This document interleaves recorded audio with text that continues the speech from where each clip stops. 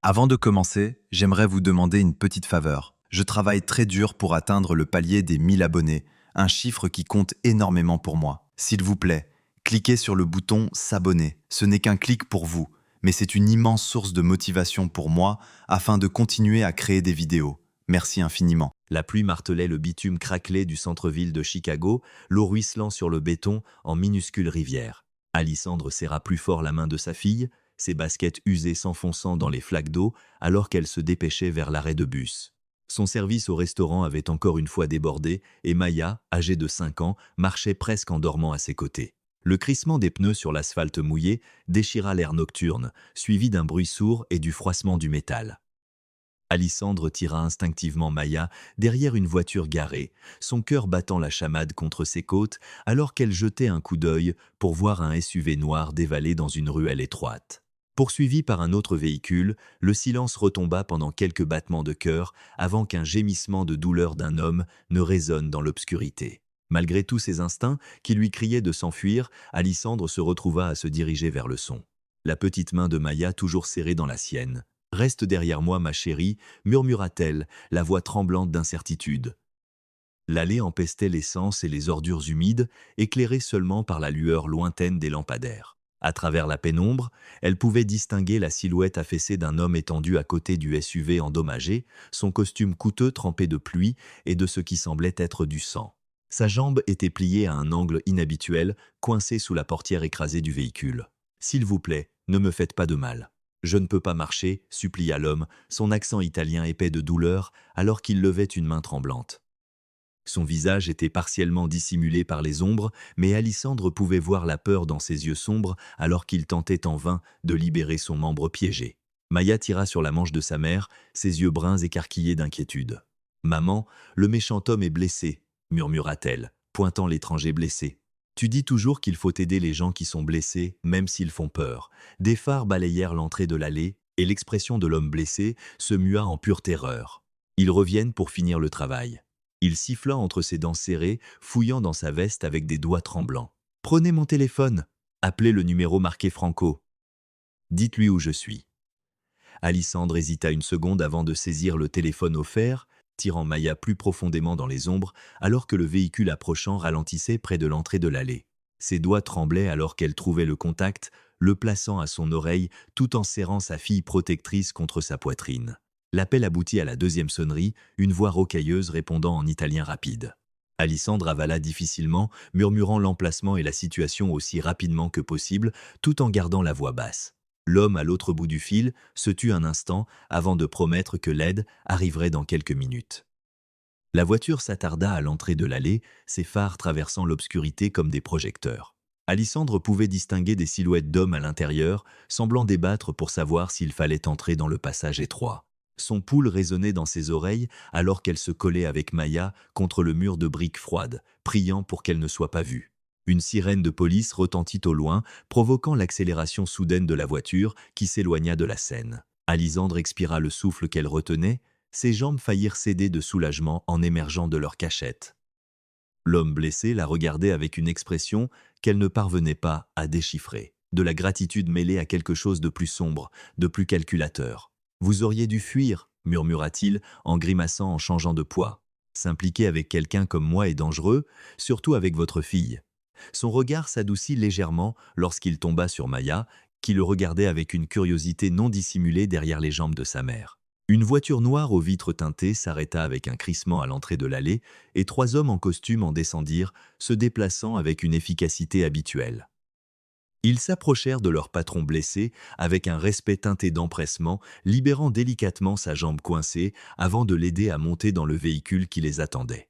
La plus petite nuance de vulnérabilité disparut de son visage, remplacée par un masque d'autorité froide. « Franco, assurez-vous que la femme et sa fille rentrent en toute sécurité », commanda l'homme, ses yeux ne quittant jamais le visage d'Alissandre, « et amenez-les au domaine demain. J'aimerais remercier, comme il se doit, la bonne Samaritaine qui a sauvé la vie de Victor Costello ce soir. » Ces paroles portaient le poids de quelqu'un peu habitué à voir ses ordres remis en question. Alors que l'un des hommes s'approchait pour les escorter vers une voiture séparée, Alissandre sentit un frisson qui n'avait rien à voir avec la pluie. Le nom de Victor Costello résonnait dans son esprit. Elle l'avait vu dans les titres de journaux, l'avait entendu murmurer par des clients nerveux au restaurant. Elle venait de sauver la vie du plus célèbre chef de la mafia de Chicago et d'une manière ou d'une autre, elle savait que sa vie paisible ne serait plus jamais la même. Le lendemain matin, se leva sous un ciel gris et avec la sonnerie insistante du téléphone d'Alisandre. La voix de Franco était polie mais ferme alors qu'il expliquait que des hommes avaient été aperçus surveillant son immeuble. Monsieur Castello insiste pour que vous et votre fille veniez immédiatement à son domaine pour votre propre protection, déclara-t-il, ne laissant aucune place à la discussion. Les mains d'Alissandre tremblaient alors qu'elle préparait un petit sac pour elle et Maya, son esprit passant en revue ses options limitées. Leur appartement était un sanctuaire qu'elles avaient construit après avoir échappé au père violent de Maya il y a 3 ans. Le quitter donnait l'impression de renoncer à quelque chose de précieux, quelque chose de sûr. Maya serra son lapin en peluche préféré contre sa poitrine, alors qu'elles étaient escortées vers une voiture noire élégante aux vitres, si teintées qu'elles auraient pu être peintes. Ses grands yeux bruns balayaient nerveusement le visage tendu de sa mère et le chauffeur stoïque qui reconnaissait à peine leur existence. Le domaine Castello s'étendait sur plusieurs hectares en dehors de la ville, entouré d'un mur de pierre imposant et de caméras de sécurité qui suivaient l'approche de leur voiture. Des grilles en fer forgé s'ouvrirent automatiquement, révélant des jardins manucurés et un manoir qui ressemblait plus à une forteresse qu'à une maison. Victor Costello était assis dans un fauteuil roulant sur le large perron du manoir, sa jambe blessée étendue devant lui dans un plâtre temporaire. Son regard perçant suivit leur approche, calculateur et intense, malgré la douleur qui traversait son visage. Les héros improbables sont arrivés, commenta-t-il sèchement pendant que Franco les escortait sur les marches. Je ne veux ni vos remerciements, ni votre protection, déclara fermement Alissandre, serrant plus fort la main de Maya. Nous avons aidé parce que c'était la bonne chose à faire, pas pour nous impliquer dans vos affaires dangereuses. Sa voix resta ferme malgré la peur qui lui nouait l'estomac. Un fantôme de sourire effleura les lèvres de Victor alors qu'il se penchait en avant dans son fauteuil roulant. Votre appartement a été visité par les hommes de Donado la nuit dernière. Les mêmes hommes qui ont essayé de me tuer, expliqua-t-il avec un détachement clinique. Vous êtes déjà impliquée, Madame Alisandre Reyes, que vous le vouliez ou non. Maya glissa sa main de celle de sa mère, s'approchant de Victor avec la curiosité, sans peur que seul un enfant pouvait manifester. Ta jambe te fait vraiment mal demanda-t-elle, pointant son plâtre. Quand je suis tombée à la cour de récréation, mon bras m'a fait mal pendant des jours, jusqu'à ce que maman le baise pour le guérir. Quelque chose changea dans l'expression de Victor, un adoucissement des contours qui transforma entièrement son visage pendant un bref instant. Elle fait mal, oui, admit-il doucement, comme s'il partageait un secret uniquement avec la petite fille. Mais j'ai peur que les baisers de votre mère ne m'aident pas beaucoup. Une femme apparut silencieusement dans l'embrasure de la porte, se présentant comme Madame Davenport, la gouvernante.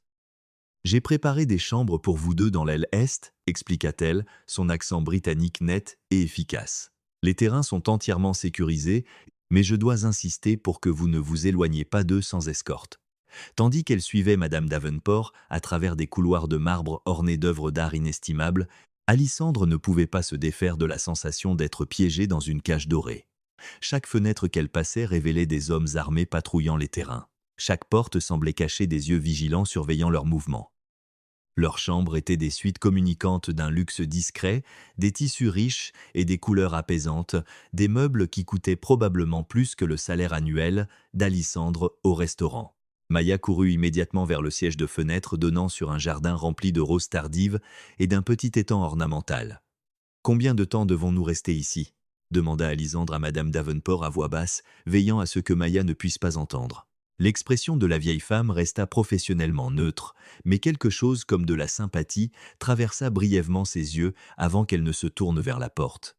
« Monsieur Costello autorise rarement les étrangers chez lui, » répondit-elle, sa main posée sur le bouton de la porte. « Le fait que vous soyez ici plutôt que dans une maison sûre suggère qu'il voit quelque chose de spécial en vous, bien que cela soit une bénédiction ou une malédiction reste à voir. » Avec ces mots cryptiques, elle sortit de la pièce, laissant Alissandre seule avec ses pensées. Plus tard dans la soirée, pendant que Maya dormait paisiblement dans la chambre attenante, Alissandre se tenait devant la fenêtre, regardant les gouttes de pluie tracer des motifs sur la vitre.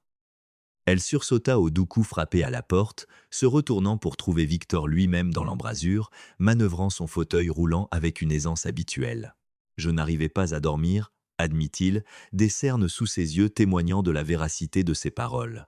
Les analgésiques ne fonctionnent jamais aussi bien qu'ils le promettent.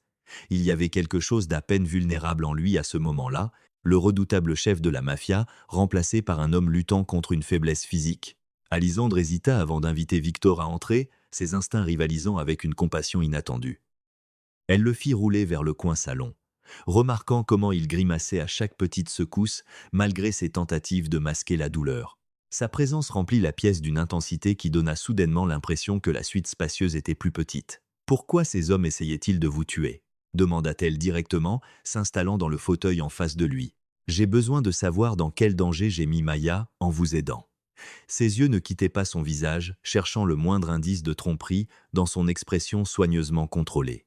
Les doigts de Victor tapotèrent l'accoudoir de son fauteuil roulant, sa mâchoire se serrant un instant. « La famille Donado et moi avons une histoire compliquée. » commença-t-il, sa voix tombant à un murmure à peine audible. « Il y a 6 mois, ils ont orchestré une attaque qui a tué mon jeune frère et m'a laissé incapable de marcher. » La révélation plana entre eux, lourde de chagrin inexprimé. Le médecin a dit que je pourrais retrouver une certaine mobilité avec une thérapie intensive, mais les dommages à ma colonne vertébrale étaient graves, continua-t-il, une lueur de vulnérabilité brute traversant ses traits. L'attaque visait à affaiblir la position de notre famille, à nous faire paraître vulnérables à nos rivaux. Alisandre ressentit une pointe de sympathie involontaire en reconnaissant le masque qu'il portait. Elle avait elle-même créé un masque similaire après avoir fui le père de Maya. « Je comprends qu'il faut faire bonne figure », admit-elle doucement. « Après avoir échappé aux abus de Jason, je ne pouvais laisser personne voir à quel point j'avais peur qu'il nous retrouve. » Les yeux sombres de Victor s'aiguisèrent d'intérêt, étudiant son visage avec une intensité renouvelée. « Le père de Maya » déclara-t-il plutôt que demanda, son expression s'assombrissant lorsqu'Alisandre hocha la tête. « Où est-il maintenant ?» La question portait des sous-entendus dangereux qui la firent frissonner malgré la chaleur confortable de la pièce. « En prison pour l'instant, » répondit-elle, se serrant les bras protectrices. 3 mois de plus pour une accusation de batterie qui aurait dû être une tentative de meurtre. L'amertume dans sa voix la surprit même. Elle pensait avoir enterré cette colère si profondément qu'elle ne pourrait plus refaire surface. Un lourd silence s'installa entre eux, brisé seulement par le doux tic-tac d'une horloge ancienne et le grondement lointain du tonnerre. 2 personnes brisées de mondes différents, leurs cicatrices invisibles, mais définissant chaque choix qu'elles avaient fait pour survivre. L'expression de Victor s'adoucit presque imperceptiblement en la regardant. « Ta fille a ton courage », observa-t-il, jetant un regard vers la porte de la chambre de Maya. « Peu d'adultes osent m'approcher sans crainte. Pourtant, elle m'a parlé comme si j'étais un homme ordinaire avec une jambe blessée. » Un fantôme de sourire effleura ses lèvres, transformant ses traits sévères en quelque chose d'à peine handsome. Alisandre se sentit se détendre légèrement, malgré son meilleur jugement. Maya voit le meilleur en chacun.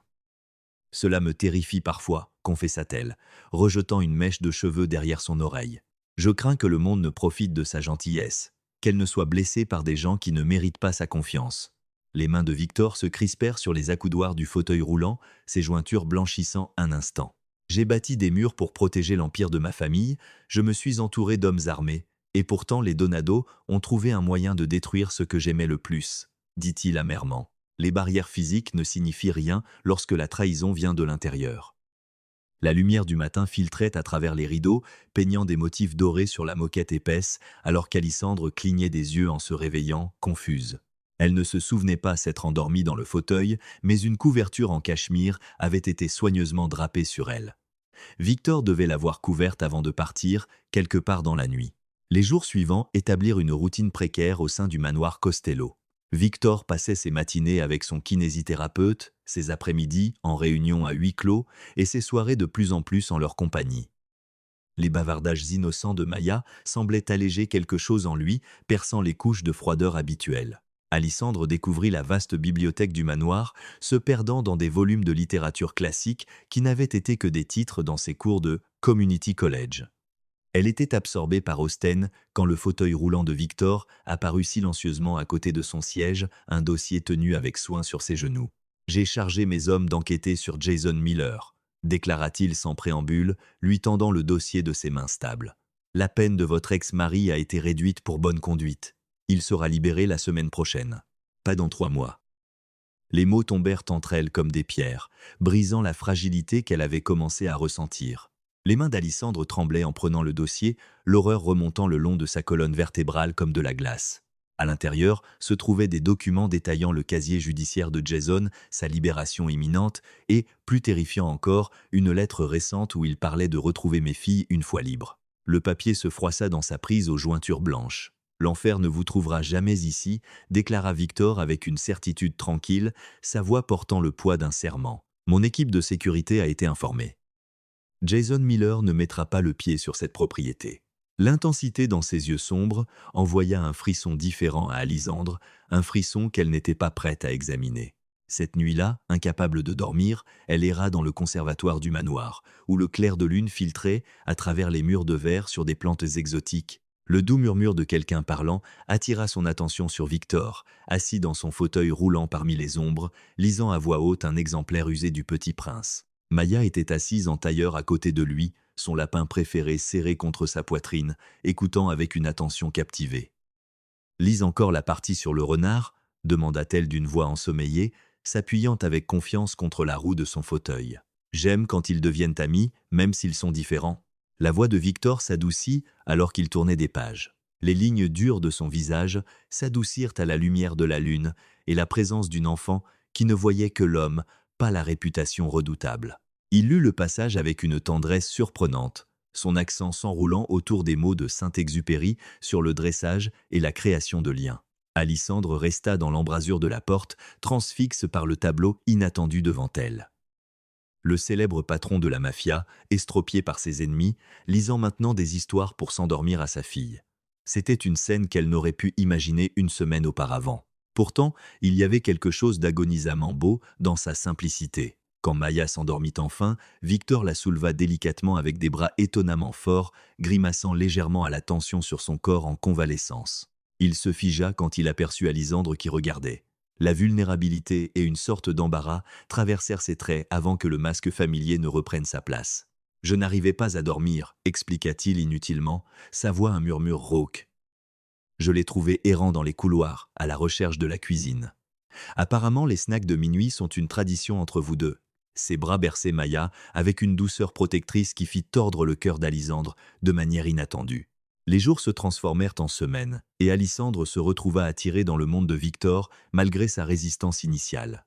Elle apprit l'entreprise familiale, les aspects légitimes impliquant l'immobilier et les sociétés de transport maritime, évitant soigneusement les questions sur les autres aspects qui amenaient parfois des hommes au regard dur et aux armes dissimulées à des réunions tardives.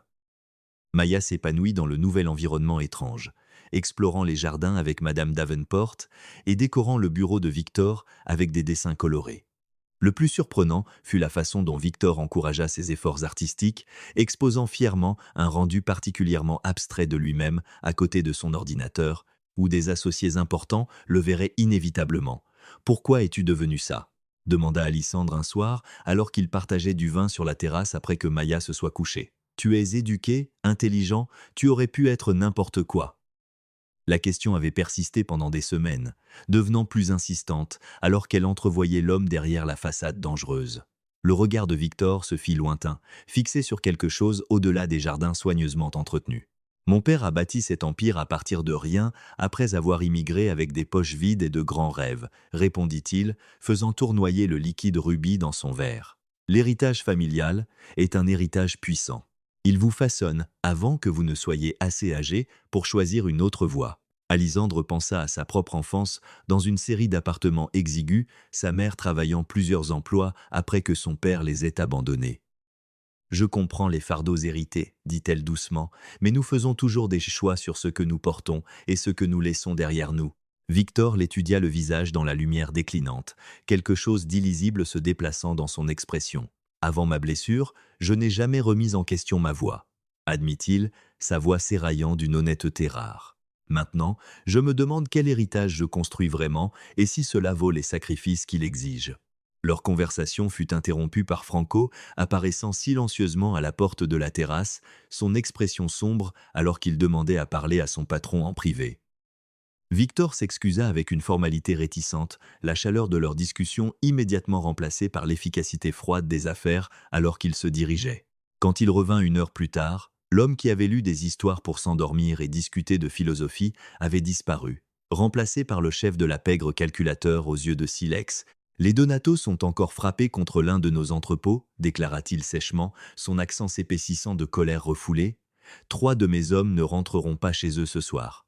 La routine paisible du manoir se brisa comme du verre dans les jours qui suivirent.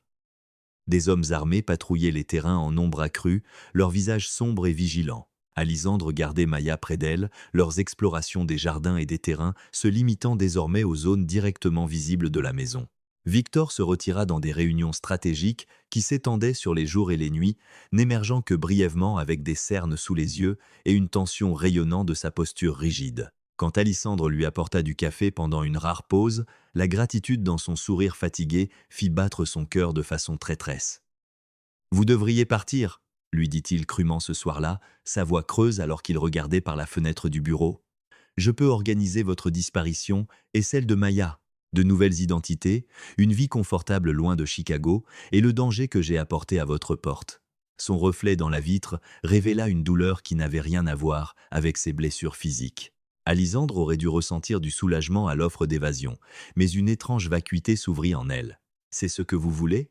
demanda-t-elle doucement, regardant ses épaules se crisper à la question. « Que nous disparaissions de votre vie aussi soudainement que nous y sommes entrés ?»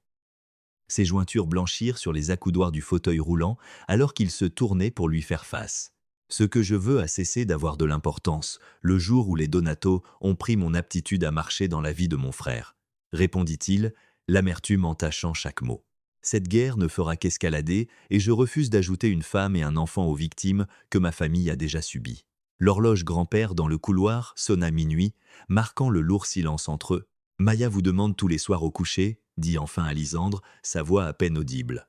« Elle regrette vos histoires et la façon dont vous l'aidez à nommer les constellations depuis le toit du conservatoire. » Quelque chose vacilla dans l'expression de Victor, un désir rapidement masqué par la résolution. « Les enfants sont remarquablement adaptables, » déclara-t-il avec un détachement forcé, détournant son fauteuil roulant d'elle. « Elle m'oubliera bientôt, une fois que vous serez installé quelque part en sécurité, quelque part de normal. » Alisandre s'avança pour se tenir devant lui, bloquant sa retraite avec une détermination tranquille. « Fuir ne m'a pas sauvé de Jason, » lui rappela-t-elle doucement.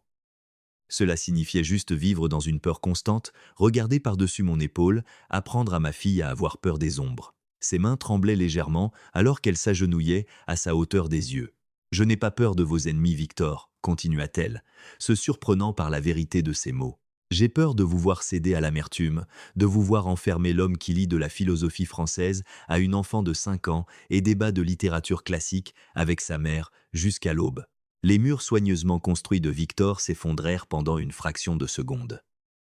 Des émotions brutes inondèrent ses traits alors que sa main se levait involontairement pour toucher sa joue. « Vous devriez avoir peur, » murmura-t-il rauque. « Les choses que j'ai faites, le sang sur mes mains. Je ne suis pas le héros de cette histoire, Alisandra. » Le son soudain des alarmes de sécurité brisa le moment entre eux. L'expression de Victor se transforma instantanément en un calcul froid, alors que Franco faisait irruption dans le bureau, le pistolet déjà dégainé. « Brèche de périmètre côté et, » rapporta-t-il sèchement. « Au moins 6 hommes lourdement armés. L'approche signature des Donato. » Les mains de Victor volèrent vers le tiroir du bureau en sortant un pistolet qu'il vérifia avec une efficacité pratique. « Emmenez Alisandre et Maya dans la panique, » ordonna-t-il à Franco. Toute vulnérabilité disparut de son visage et de sa voix. « Protocole standard. Personne n'entre sans mon autorisation directe. »« Et vous ?» demanda Alisandre, la peur lui nouant la gorge. Alors que le personnel de sécurité se précipitait devant la porte ouverte, armes prêtes.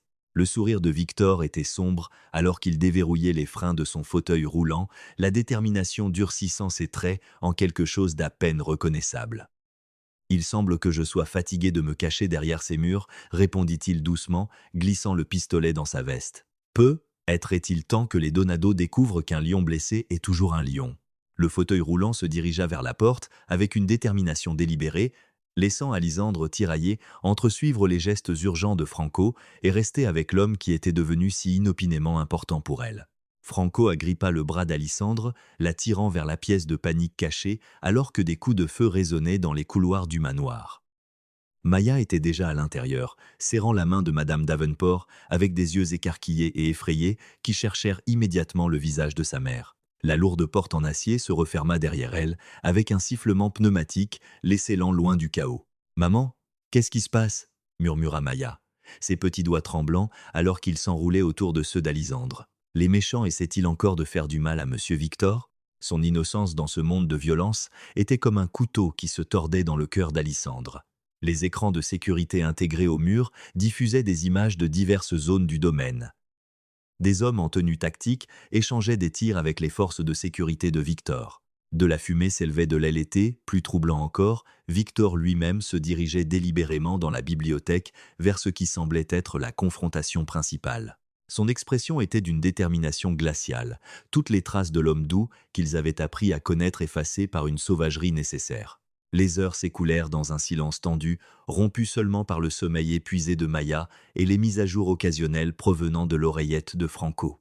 Donado est là lui-même, marmonna-t-il d'un ton sombre, vérifiant son arme pour la 3e fois. Ce n'est pas juste un règlement de compte, ils sont venus négocier en position de force. Alysandre faisait les 100 pas dans l'espace confiné. Ses pensées s'emballaient, revivant les rares sourires de Victor. Sa patience avec Maya. La façon dont sa voix s'adoucissait lorsqu'il parlait de ses rêves avant sa blessure. L'homme sur les écrans dirigeant calmement ses hommes au milieu du carnage semblait un étranger portant son visage. Quand le feu vert retentit enfin, l'aube pointait sur le domaine. Une lumière pâle éclairait les restes de la violence. Franco les escorta dans des couloirs, portant les stigmates des tirs et des luttes, passant devant des hommes au visage fermé, retirant des formes sombres dans des sacs mortuaires. Alysandre gardait le visage de Mia pressé contre son épaule, la protégeant de scènes qu'aucun enfant ne devrait voir. Ils trouvèrent Victor dans son bureau, son fauteuil roulant positionné derrière le massif bureau en chêne, qui semblait soudainement plus une pièce de décor qu'un meuble.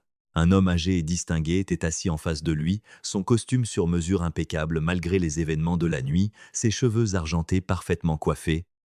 La ressemblance familiale avec les hommes qui avaient attaqué Victor dans la ruelle était indéniable. C'était Donado lui-même. Ah, la femme et l'enfant, fit remarquer Donado avec un intérêt froid, son accent plus prononcé que celui de Victor, mais son anglais impeccable. Alors les rumeurs sont vraies. Le puissant Costello s'est trouvé une petite famille de fortune. Son ton transformait l'observation en insulte, bien que son sourire restât parfaitement poli. L'expression de Victor ne trahit rien, mais ses jointures blanchirent sur les accoudoirs de son fauteuil. Ils sont sous ma protection et ne font pas partie de notre discussion, Salvatore, déclara-t-il platement, utilisant le prénom de l'homme avec un manque de respect délibéré.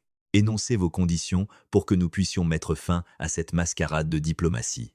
Le sourire de Donado ne faiblit pas, tandis qu'il se penchait en avant, posant une petite clé USB sur le bureau entre eux. Mes conditions sont simples. Transférez le contrôle des opérations du port à ma famille et je garantis la sécurité de vos invités, expliqua-t-il, son regard glissant de manière significative vers Alysandre et Maya. Refusez, et je ne peux garantir qu'ils ne deviendront pas des dommages collatéraux dans notre désaccord actuel. L'air de la pièce sembla se cristalliser, la tension crépitant comme l'électricité avant un orage. Les yeux de Victor lancèrent un bref coup d'œil au visage d'Alysandre, quelque chose d'illisible traversant son expression avant que le masque d'indifférence ne se remette en place. « Vous avez jusqu'à minuit pour considérer mon offre », continua Donado avec aisance, se levant avec la confiance d'un homme qui croit déjà avoir gagné. Après son départ avec ses hommes restants, le sang-froid de Victor se fissura comme du verre, son poing s'abattant sur le bureau avec une telle force que Maya sursauta dans les bras d'Alysandre. « Il a trouvé ma faiblesse », murmura Victor, plus pour lui-même que pour eux.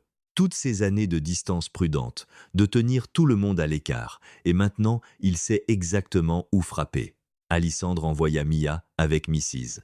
Davenport pour le petit déjeuner avant d'approcher Victor, qui était assis immobile derrière son bureau, fixant la clé USB comme si elle allait exploser. Les opérations du port. Que signifieraient leurs pertes ? Demanda-t-elle doucement, s'asseyant sur le bord du bureau à côté de son fauteuil roulant. Revers financier, perte de position stratégique, affaiblissement de ma position parmi les autres familles, répondit-il mécaniquement, sa voix dénuée d'émotion. Mais il ne veut pas vraiment le port. Il veut prouver qu'il peut me faire plier, me forcer à abandonner quelque chose de précieux pour sauver quelque chose que j'estime plus. Ses yeux se levèrent vers son visage avec une intensité qui lui coupa le souffle. La nuit tomba sans résolution. Le manoir était étrangement silencieux après la violence de la veille. Victor s'était complètement retiré, enfermé dans des réunions avec ses conseillers, tandis qu'Alisandre essayait de maintenir une apparence de normalité pour Maya. À l'approche de l'échéance de minuit, elle coucha sa fille épuisée, puis se rendit au bureau de Victor, où la lumière brillait encore sous la porte. Victor était assis seul. La pièce était dans l'ombre, à l'exception d'une seule lampe de bureau qui projetait une lumière crue sur ses traits. La clé USB était posée devant lui, à côté d'un verre de liquide ambré qui semblait intact. Il ne leva pas les yeux quand Alissandre entra, son attention entièrement concentrée sur la petite photographie qu'il tenait entre ses doigts. Une version plus jeune de lui-même, debout à côté d'un homme souriant qui partageait ses yeux et sa mâchoire. « Mon frère Carlo », expliqua-t-il sans qu'on le lui demande, la voix rauque d'une émotion qu'il affichait rarement. Le jour où il a obtenu son diplôme de droit, il allait être le visage légitime de notre famille, celui qui nous éloignerait finalement des anciennes méthodes. La photographie tremblait légèrement dans sa main.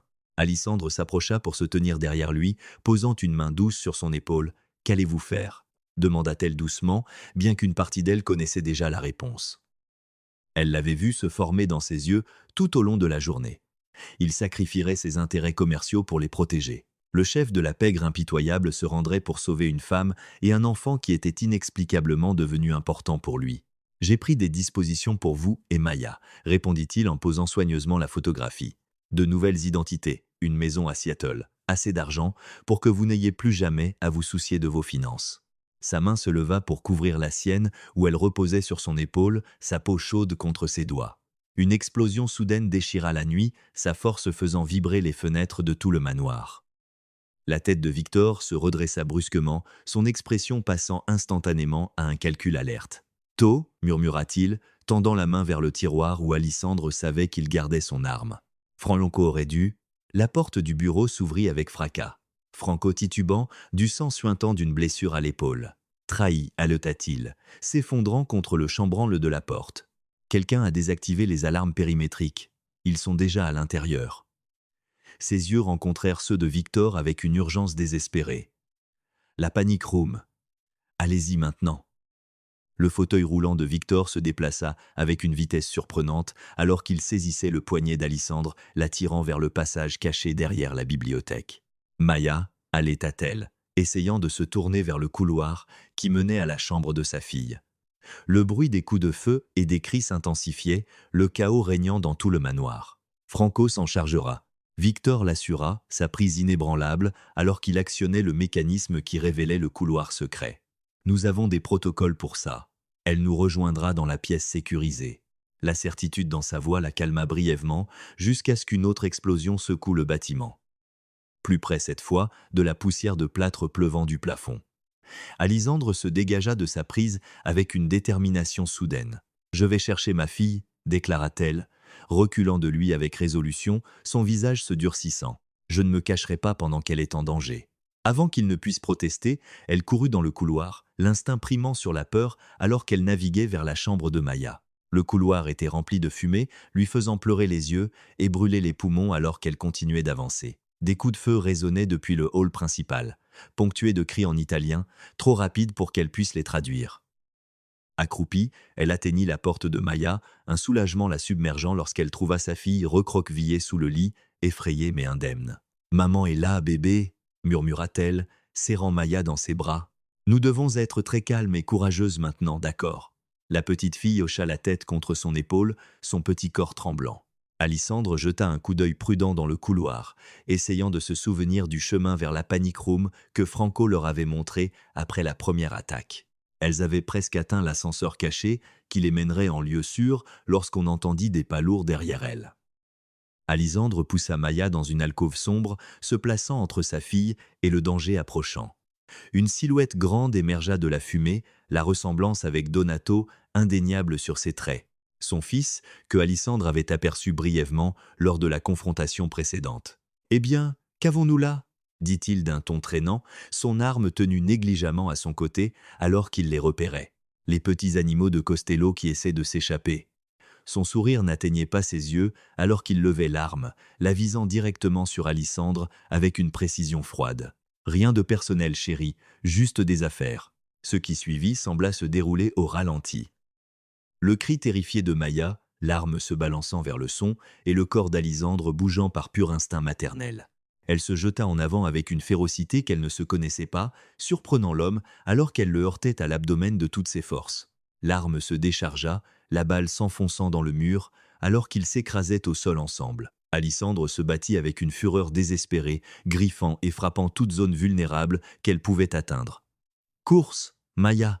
cria-t-elle, parvenant à enfoncer son coude dans la gorge de l'homme alors qu'il luttait pour reprendre le contrôle de l'arme.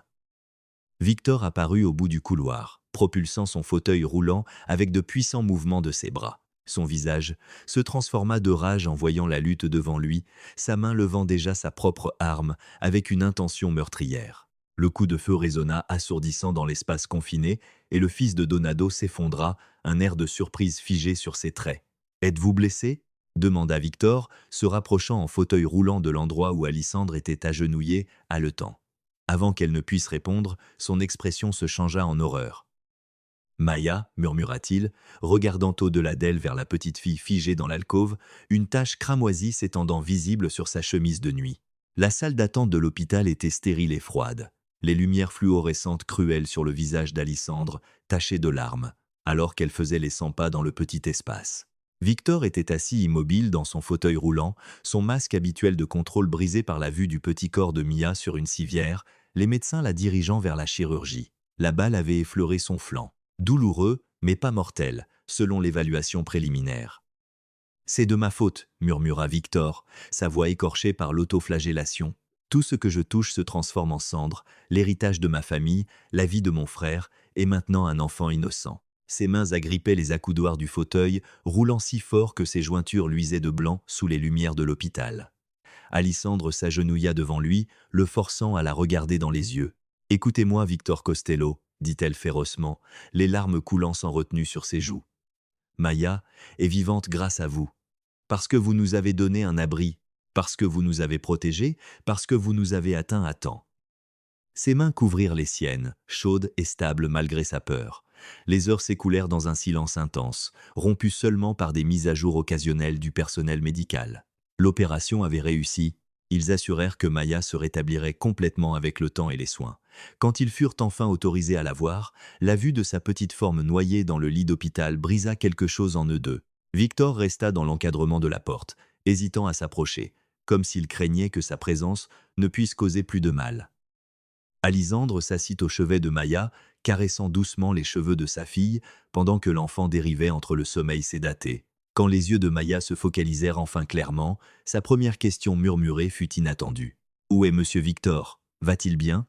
À ces mots, quelque chose changea dans l'expression de Victor, la résolution se cristallisant dans ses yeux alors qu'il déplaçait enfin son fauteuil roulant au chevet du lit. « Je suis là, petite, » dit-il doucement, tendant la main pour saisir sa minuscule main. « Et j'ai pris une décision importante pendant que vous dormiez. » Son regard se leva pour rencontrer celui d'Alysandre, interrogateur, par-dessus la tête de Ma. « Les affaires de la famille Donado ont été démantelées, » déclara-t-il avec une certitude tranquille. « Mes contacts dans les forces de l'ordre ont reçu ce matin des preuves anonymes de leurs activités criminelles, y compris la preuve de l'attaque d'hier soir. » L'implication flottait dans l'air entre eux.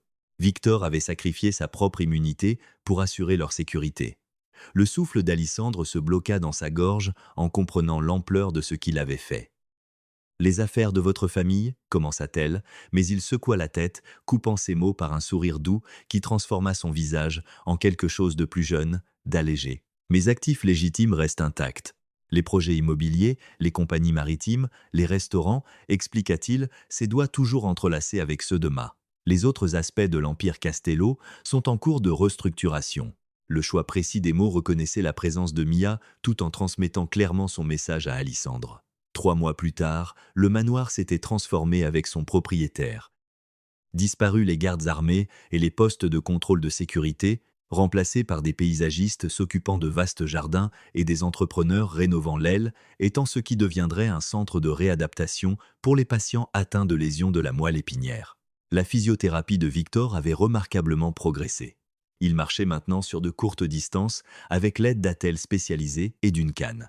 Alysandra le trouva dans le salarium, entouré de plans architecturaux et de catalogues d'équipements médicaux. La lumière du soleil filtrait à travers les murs de verre, soulignant les fils argentés commençant à apparaître dans ses cheveux sombres aux tempes. Le conseil d'administration de la fondation a approuvé le financement de l'aile pédiatrique, annonça-t-elle, glissant un dossier sur la table à côté de lui. La construction peut commencer le mois prochain. Le sourire de Victor était sincère, dépourvu du calcul froid qui avait autrefois été son expression par défaut. Carlo aurait approuvé cet héritage, songea-t-il, tendant la main vers Alissandre. Il disait toujours, le nom de notre famille doit signifier quelque chose au-delà de la peur et du pouvoir. L'anneau d'or à son doigt capta la lumière, tandis que ses doigts s'entremêlaient aux siens. Maya fit irruption dans la pièce avec l'énergie débordante d'une enfant de 6 ans entièrement rétablie, agitant un dessin aux couleurs vives. « Regarde ce que j'ai fait pour ma nouvelle chambre !» s'exclama-t-elle, présentant son œuvre avec une fierté exubérante. L'illustration au crayon montrait 3 bonshommes debout devant une maison. Une femme grande avec un sourire, une petite fille aux cheveux bouclés et un homme avec une canne, tous se tenant la main sous un soleil radieux. Victor la souleva sur ses genoux avec aisance. Sa force revenait chaque jour davantage, ainsi que son espoir d'un avenir qu'il avait cru impossible. « C'est magnifique, petite lionne », murmura-t-il, utilisant le surnom qui lui était resté après que les infirmières aient commenté la détermination farouche de Maya pendant sa convalescence. Devrions-nous l'accrocher dans la galerie familiale aux côtés des peintures de la Renaissance? Le soir tombant, ils se tenaient ensemble sur la véranda du manoir, regardant les lucioles apparaître comme des étoiles flottantes au-dessus des jardins. Les bras de Victor encerclaient la taille d'Alissandre, son poids partiellement soutenu par la canne à ses côtés. « Quand tu m'as trouvé dans cette ruelle, j'étais un homme brisé dans mon corps et mon esprit, dit-il doucement, sa voix portant dans le calme paisible. Je n'aurais jamais imaginé que me sauver transformerait nos vies. » Alissandre se blottit contre lui, se souvenant de la femme effrayée qui avait autrefois fui une relation abusive avec rien d'autre que sa fille et un courage désespéré. « Parfois, la famille n'est pas quelque chose dans laquelle on est, » répondit-elle, regardant Maya courir après les lucioles sur la pelouse avec des rires joyeux. « C'est quelque chose que l'on construit, un acte de gentillesse à la fois. »